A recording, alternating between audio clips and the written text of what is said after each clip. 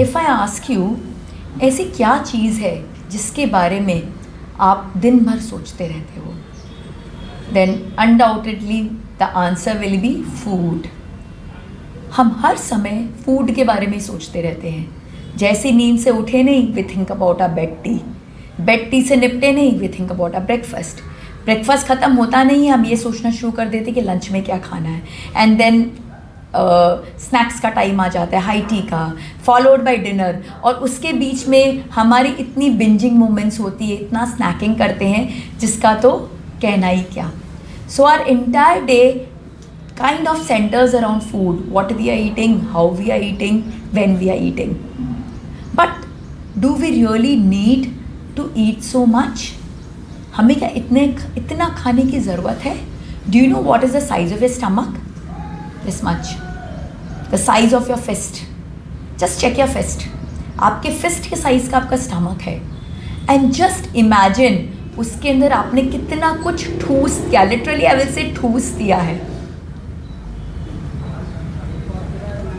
Just imagine एक mixer है आपके पास में जिसको आप ब्रिम तक टोमेटो से भर देते हो, और फिर जब हम उसे चर्न करने की कोशिश करते हैं तो क्या वो चर्न हो पाता है?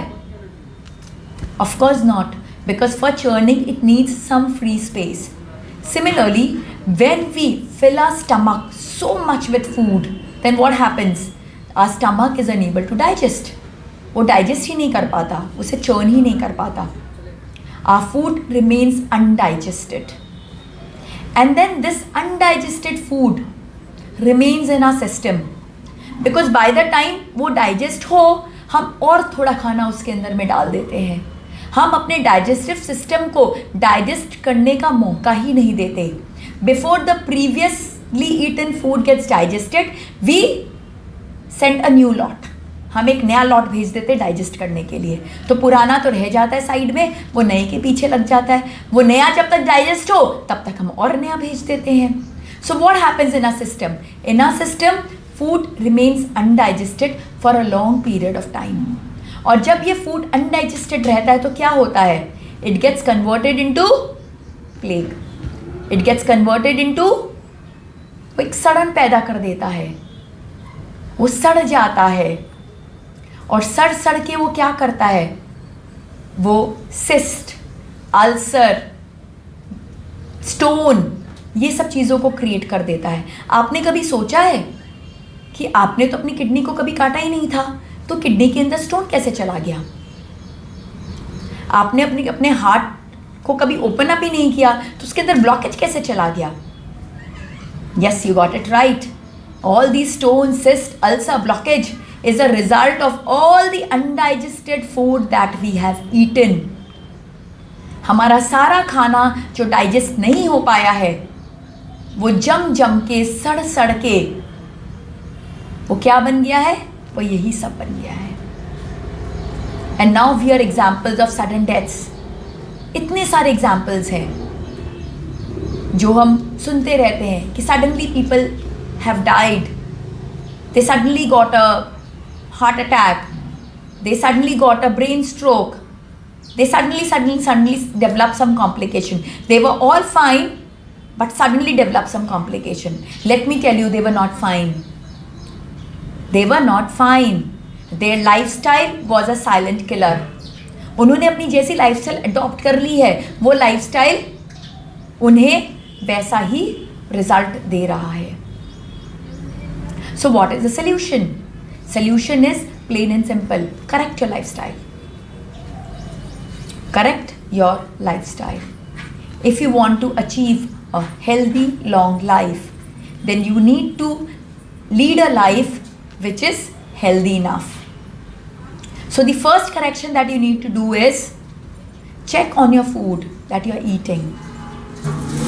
Give it time to get digested before you push it further new food. That's why the concept of intermittent fasting has become so popular now. कोई भी खाना, and when I say कोई भी खाना, I mean healthy, nutritious, fibrous diet. उसे on an average 14 to 16 hours लगते हैं digest होने में. I'm not talking about your pizza, right? Your pizza, burger, all the junk food that you eat, वो पता नहीं डाइजेस्ट हो पाता है कि नहीं हो पाता है. 1 महीने पहले जो शायद आपने डोमिनोज का पिज्ज़ा खाया था, वो आपके सिस्टम में अभी भी एक्टिव होगा, अभी भी पड़ा हुआ होगा, सड़ रहा होगा. So when I am talking about a healthy nutritious fibrous diet, it takes around 14 to 16 hours of time to get digested. So it is very important that you need to leave your digestive system free for that amount of time. आपको अपने system को उतने समय के लिए खाली छोड़ना पड़ेगा. And this is the concept of intermittent fasting, wherein you leave your system vacant, idle for 14 to 16 hours. So that all the food gets digested before you intake the fresh food. So what is the good time for intermittent fasting? Because many times people think कि कोई भी 16 hours का मैं window ले लूँ, it will be good enough. It is good, but if you really want maximum results and the best results, then I'll recommend put down your plate by 7 p.m. Why? Because in the night your digestive system is little slower, and in the night all the energies of your body should be focused upon repair, upon growth, upon healing. But the moment we start feeding and sending food to our digestive system, all the body parts, they start working for it. Because the moment they receive anything external, their main focus is to attend to that external thing. So जैसे ही food हमारे system में जाता है, हमारा पूरा system जो है, सारे ऑर्गन, सब कुछ हमारे फूड को डाइजेस्ट करने में लग जाता है. सो उसका जो हीलिंग वाला प्रोसेस है वो स्लो डाउन हो जाता है, इनफैक्ट नहीं होता है. So to take advantage of our inner healing system, we should not eat after 7 p.m. because this inner healing system gets triggered by 9 p.m. So 2 घंटे तो भी हमें चाहिए ताकि ये जो फूड हमने खाया है वो किसी तरह से थोड़ा सेटल डाउन हो जाए.